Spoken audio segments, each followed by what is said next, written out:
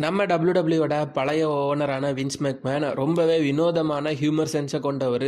பல பேர் காமெடி அப்படின்னு சொல்றது வின்ஸ் மெக்மேனுக்கு காமெடியாவே தெரியாது. வின்ஸ் மெக்மேன் காமெடி நினைச்சு பண்ற பல விஷயங்கள் ரசிகர்களுக்கு காமெடியா தெரியாது. இந்த மாதிரி ரொம்பவே வினோதமான ஹியூமர் சென்ஸை கொண்ட வின்ஸ் மெக்மேன் ஹியூமர் அப்படின்னு நினைச்சிட்டு பண்ணின ஒரு விஷயம் தான் டபிள்யூடபிள்யூ ரெஸ்லர்ஸுக்கு அவரு கூட மினி வெர்ஷன் ரெஸ்லர்ஸ். அதாவது நம்ம எல்லாரும் பெரிய அண்டர்டேக்கரை பார்த்திருப்போம், அதாவது ஒரிஜினல் அண்டர்டேக்கரை பார்த்திருப்போம். ஆனா வின்ஸ் மெக்மேன் வந்து பாத்தீங்கன்னா ஒரிஜினல் அண்டர்டேக்கருக்கு ஆப்போசிட்டா மினி அண்டர்டேக்கர் வெர்ஷனை கொண்டு வந்தாரு. நம்ம எல்லாருக்கும் ஏஜே சேல்ஸ் தெரியும். ஆனா வின்ஸ் மெக்மேன் வந்து பாத்தீங்கன்னா ஏஜே சேல்ஸுக்கு ஆப்போசிட்டா மினி ஏஜே சேல்ஸை கூட கொண்டு வந்திருக்காரு. இந்த மாதிரி டபிள்யூடபிள்யூல ஓவர் த இயர்ஸ்ல பல ரெஸ்லர்ஸுக்கு மினி வெர்ஷன்ஸ் வின்ஸ் மெக்மேன் காமிச்சு ஃபன் பண்ணியிருக்காரு. இன்னைக்கு நம்ம இந்த வீடியோல டபிள்யூடபிள்யூட ரெஸ்லர்ஸுக்கு இருந்த 10 மினி வெர்ஷன்ஸை பத்தி தான் பார்க்க போறோம்.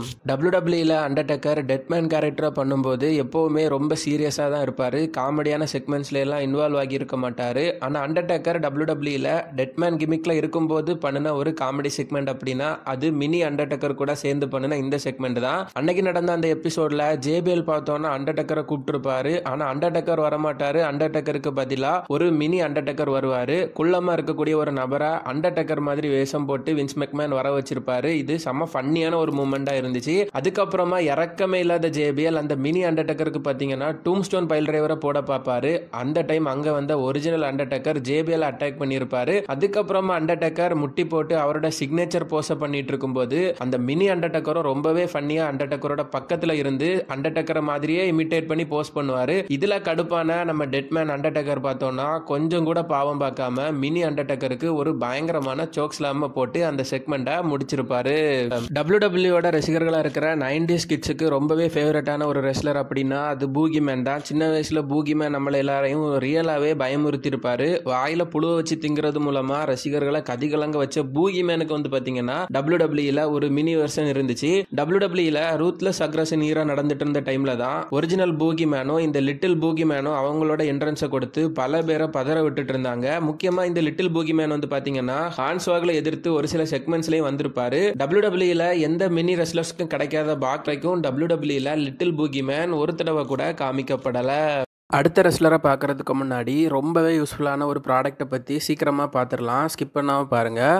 குழந்தைங்க சின்ன வயசுலேயே ஈஸியாக படிக்கிறதுக்கான ஒரு லேர்னிங் பில்லோ தான் இது. இந்த பில்லோவில் alphabets, numbers, colours, fruits, vegetables, animals மாதிரியான குழந்தைங்க ஈஸியாக படிக்கிற மாதிரியான 14 யூனிக் பேஜஸை கொடுத்துருக்காங்க.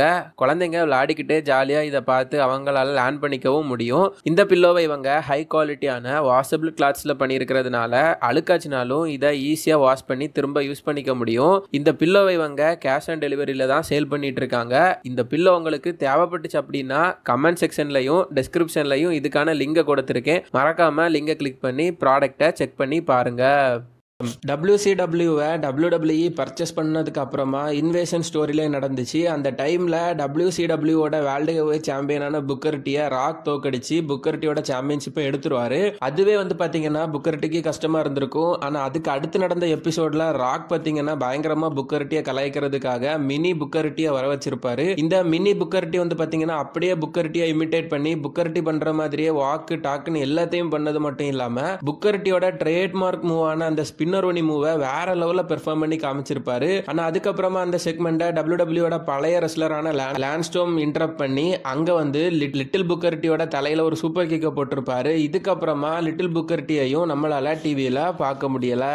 2008 வருஷம் ஜனவரி 14ஆம் தேதி அன்னைக்கு டபிள்யூடபிள்யூ வினோதமான ஒரு ராயல் ரம்பிள் மேட்சை நடத்தினாங்க. அந்த ராயல் ரம்பிள் மேட்ச்ல மொத்தமே 6 ரெஸ்லர்ஸ் தான் பார்ட்டிசிபேட் பண்ணாங்க. அதுல ஒருத்தர் யாரு அப்படின்னா நம்ம ஹான்ஸ்வாகல் தான். அன்னைக்கு ஹான்ஸ்வாகலை எதிர்த்து mini Batista, mini mankind, mini mister கெனடின்னு சொல்லி மினி வெர்ஷன்ஸ்ல வேற 4 ரெஸ்லர்ஸ் வந்திருப்பாங்க. இவங்க எல்லாரும் எலிமினேட் பண்ணி சந்தோஷமா இருந்த ஹான்ஸ்வாகலுக்கு அதிர்ச்சி கொடுக்கிற மாதிரி அதுக்கப்புறமா மினி வெர்ஷன் காளி வருவாருன்னு பார்த்தா உண்மையான கிரேட் காளியே வந்துட்டாரு. வந்த கிரேட் காளி ஹான்ஸ்வாகலை அட்டாக் பண்ண ட்ரை பண்ணும்போது ஹான்ஸ்வாகலோட வளர்ப்பு அப்பாவான ஃபின் பேலர் வந்து ஹான்ஸ்வாகலை காப்பாத்துற மாதிரி இந்த செக்மெண்ட்டை முடிச்சிருப்பாங்க. இந்த வீடியோக்கு இன்னொரு பார்ட் வேணும்னு நினைச்சீங்கன்னா மறக்காம கமெண்ட் பண்ணுங்கன்பா. இதை மாதிரி இன்னும் ஒரு சில மினி ரெஸ்லர்ஸ் இருக்காங்க, அவங்கள நம்ம அடுத்த வீடியோல போடலாம். வீடியோ பிடிச்சிருந்தனா வீடியோவை ஒரு லைக் பண்ணி நம்ம சேனலை இன்னும் சப்ஸ்கிரைப் பண்ணாம இருந்தீங்கன்னா மறக்காம சப்ஸ்கிரைப் பண்ணி வச்சுக்கோங்க. 2003 வருஷத்துல WWE கர்டாங்களும் ஜான்சினாவும் சேர்ந்து ஒரு ஸ்டோரி லைன் பண்ணிட்டு இருந்தாங்க. அந்த டைம்ல கர்டாங்கிள் பார்த்தோம்னா ஜான்சினா மாதிரியே ட்ரெஸ் பண்ணிட்டு வந்து ஜான்சினா மாதிரி ராப் சாங் எல்லாம் பாடுவாரு. கர்டாங்கிள் ஜான்சினா மாதிரி இமிடேட் பண்ணிட்டு வந்ததுனால அன்னைக்கு பாத்தீங்கன்னா வின்ஸ் மெக்மேன் கர்டாங்கிளுக்கு ஒரு மினி ரெஸ்லிங் வெர்ஷனை ரெடி பண்ணி அதை வந்து பாத்தீங்கன்னா அனுப்பி விட்டுருப்பாரு. கர்டாங்கிளா வந்த இந்த மினி ரெஸ்லர் வந்து பாத்தீங்கன்னா உண்மையிலே பாக்குறதுக்கு வேற லெவல்ல ஃபன்னியா இருந்தாரு. அது மட்டும் இல்லாம அவர் அன்னைக்கு கர்டாங்கிளுக்கே ஆங்கிள் லாக்க போட்டு கிட்டத்தட்ட சப்மிட் பண்ணவே வச்சிருப்பாரு. அதுக்கப்புறமா ரியல் ஜான்சினா அவரோட என்ட்ரன்ஸை கொடுத்து போத் ஒரிஜினல் அதுக்கப்புறமா டூப்ளிகேட் 2 கர்டாங்களையும் அடிச்சு வெளியே அனுப்பியிருப்பாரு. முக்கியமா இந்த மினி கர்டாங்களோட லுக் பாத்தீங்கன்னா உண்மையிலேயே செம்ம ஃபன்னியா அன்னைக்கு இருந்திருக்கு. 1997ல ட்ரிபிள் ஏ அப்படிங்கிற ரெஸ்லிங் ப்ரொமோஷன் WWE கூட ஒன்னா இணைஞ்சு ஒர்க் பண்ணாங்க. ஆல்ரெடி ட்ரிபிள் ஏ அப்படிங்கிற இந்த ரெஸ்லிங் ப்ரொமோஷன்ல நிறைய மினி ரெஸ்லர்ஸ் இருந்தாங்க. அவங்க என்ன WWEயோட வின்ஸ் மெக்மேன் என்ன பண்ணாரு அப்படின்னா அங்க இருந்த மினி ரெஸ்லர்ஸ் எல்லாருக்கும் ஆல்ரெடி WWEல ஃபேமஸா இருந்த ரெஸ்லர்ஸோட கெட்டப் எல்லாம் போட்டு அவங்களோட மினி வெர்ஷனை எல்லாம் அறிமுகப்படுத்தி இருப்பாரு. முக்கியமா அந்த டைம்ல கோல்டஸ்டுக்கு ஒரு மினி ரெஸ்லரை காமிச்சாங்க. அது மட்டும் இல்லாம மினி மேன்கைண்ட் அதுக்கப்புறமா மினி வேடரை வந்து பாத்தீங்கன்னா காமிச்சாங்க. மினி வேடர் வந்து பாத்தீங்கன்னா பாக்குறதுக்கு பக்காவா இருப்பாரு. இதுக்கப்புறமா கொஞ்சம் வருஷம் கழிச்சு WWE கோல்டஸ்டுக்கு இன்னொரு மினி கோல்டஸ்ட காமிச்சாங்க. இது பாத்தீங்கன்னா ஒரு லேடி மினி கோல்டஸ்ட் வெர்ஷன். ஓவராலா WWE கோல்டஸ்டுக்கு மட்டும்தான் 2 தடவை மினி வெர்ஷன்ஸை அறிமுகப்படுத்தி இருக்காங்க.